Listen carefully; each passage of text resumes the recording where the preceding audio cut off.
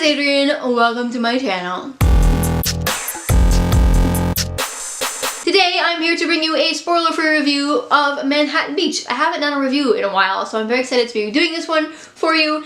This one is a World War II book, but if you are like me and you have read too many World War II books in your high school years and are sort of traumatized by them, don't leave, because I read this one and I really enjoyed it. This one takes place in the Naval Yard in New York, and I have yet to read a book about this particular aspect of World War II, and I found it very interesting. I found the time setting interesting, I found the American culture very interesting, I found the diversity very interesting, I found the struggles for women very interesting, and I'm going to tell you all about it. This book, as I discovered in my February wrap-up, is a little hard to explain, but I'm gonna do my best. This follows a girl named Anna, and it starts off when she's 11 years old, and she goes on these little jobs with her dad. So it starts off at the end of the Great Depression, and her father Eddie is having some financial troubles. He's lost his job, he's not working for the union, but he's not making enough money, so he gets himself sort of mixed up in the wrong crowd.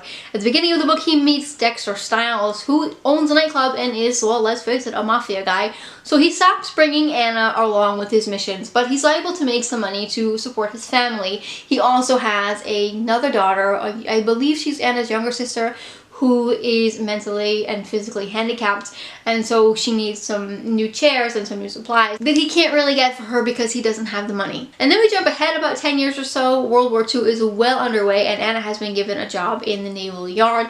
All the soldiers are overseas, so there are not many men left to do men's jobs, so women are allowed to have specific jobs in the Naval Yard. Anna has been given a job where she is measuring little pieces for the boats, until one day she sees a diving expedition and she decides that she wants nothing more than to become a diver. We also find out that Anna's father, Eddie, has disappeared about 5 years ago.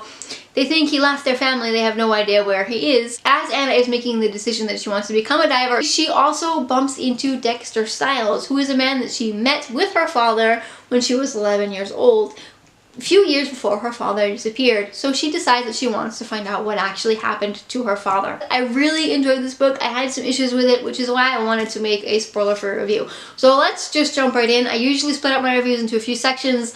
Let's start off by talking about the plot. I really enjoyed the plot line. The story was very slow burning, but most historical fictions that I have read personally are slow burning, so I was prepared for that. But what I did find was that it was very rich in history, it was very intriguing, it seemed well researched. I also really enjoyed the diversity in this book.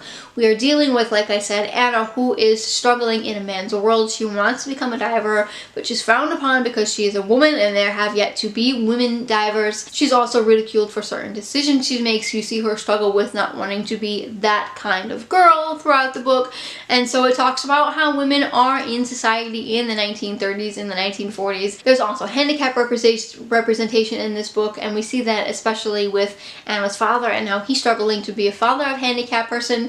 There is black representation in this book, as we see the struggle of a black man who is a diver, also having struggles in finding his place in the society. So I really loved the representation in this book. One of the aspects of the plot that I didn't enjoy that I want to talk about really quickly before I forget is that this book is heavy on adultery, and I do not support adultery. This book portrays the adultery as being okay, and I don't think it's okay, so it got a little bit of a star rating knockoff for me because of that. I did continue on with the book. Usually I kind of DNF the books after that because I don't like them, but I did find the story interesting enough to continue on with, so I did continue on with the story, and I am glad that I did. Let's move on to the writing. Here's where I have some issues, and this is why I only ended up giving this book a 3.5 stars. First of all, what I really loved about the writing, and I know this is going to make me sound a little less intelligent than I actually am, but I live in a non-native English-speaking country, so I don't speak English very often. I am American, English is my first language, but when you don't speak English on a day-to-day basis, your vocabulary seriously drops. And there were some words in this book that I didn't know what they meant anymore, so I had to look them up, and I love that.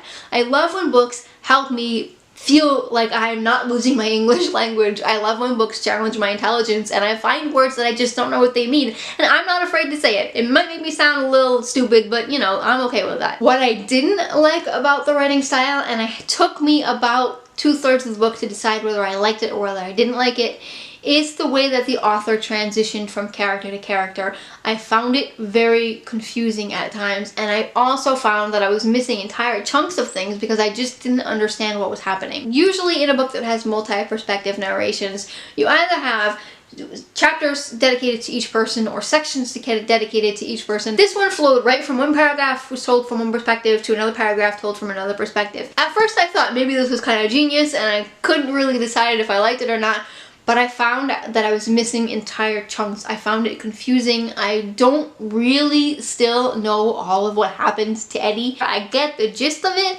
but I'm sure that I missed out on some things. So the narration flow, kind of threw me for a loop. And another thing that kind of irked me with the writing, I can't really talk about too much because I don't want to spoil anything, but they were Eddie's narrations. I found them to be confusing in their placing. I didn't really know when they first started where we were in time. I didn't know what happened. It took me a while to get into it. I did find them interesting once I could figure out where we were in time, but it took me a little while to kind of catch a hold of that. So I think that part of the writing didn't really do the book justice. It could have been done much better and it would have got a much higher rating for me. And then we move on to the characters. First off, let's talk about Anna. Anna is a female struggling in a man's world, and her character is very strong, very independent. She goes through a lot of crap that she has to deal with, and I feel like she deals with it very well. Anna was a great representation of women struggling in a men's society in this time, and I think that Anna's character was done incredibly. What I will say about the characters all in all is that they don't have a huge character arc. Like I said, this book is slow burning, but you do see them grow. And then we have Eddie. We don't see a whole lot of Eddie, so I don't have a whole lot to tell you about Eddie without being spoilery. What I did love about Eddie is we see, especially in the beginning of the book, Eddie struggle with his youngest daughter, Lydia, who has some mental and physical handicaps, and he doesn't really know how to handle her. He doesn't know how to love her, and he's dealing with the internal struggle of him feeling guilty as a father for not loving his youngest handicapped daughter like he loves his oldest daughter. I don't personally have any handicapped children. I was a handicapped child, not so severely as Lydia, obviously, but I had parents who loved me regardless. Like I said a million times, I have no experience with this, so I cannot speak to if it's actually a good representation, but it made me think about how I would react and how I would feel, so I thought that it was very interesting to read about. And then we've got Dexter Styles. I haven't talked about Dexter Styles very much because he is kind of a big part of the story that is very, very, very spoilery.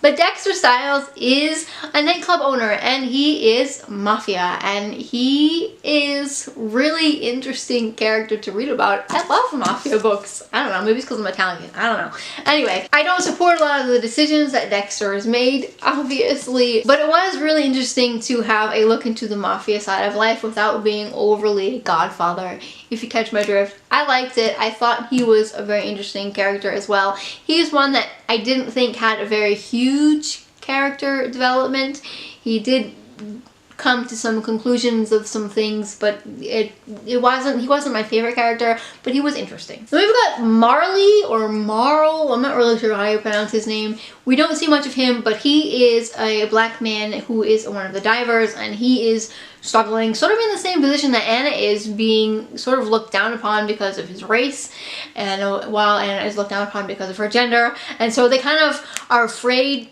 at first to go near each other because they don't want to be the two outcasts that kind of stick together, but they end up being paired together because of that reason, and so you see their struggles together as well. I thought he was done very well. I would have liked to see more of him. There are a bunch of other characters in this book that I can't really talk about because spoilers and because it would take too long.